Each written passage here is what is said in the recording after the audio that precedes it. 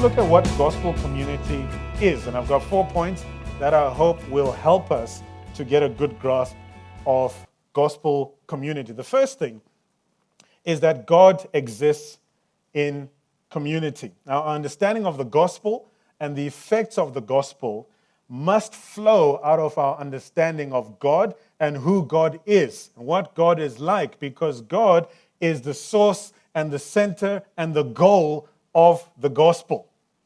The Bible teaches us that God himself is a community of three persons, the Father, the Son, and the Holy Spirit. We read in Genesis 1:26, then God said, let us make man in our image, in our likeness.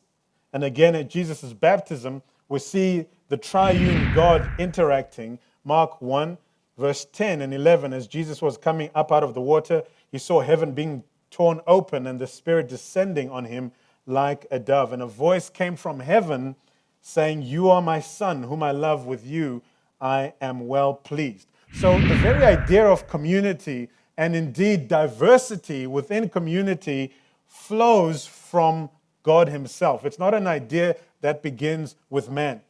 It's not something that as church leaders will say, hey, this would be good. It's not something that as politicians will say, hey, it would be great to have a rainbow nation. It's not that at all. This idea of community and diversity in community flows from the very person of God. And so it stands to reason that all of God's interaction with men is going to be in the context of community.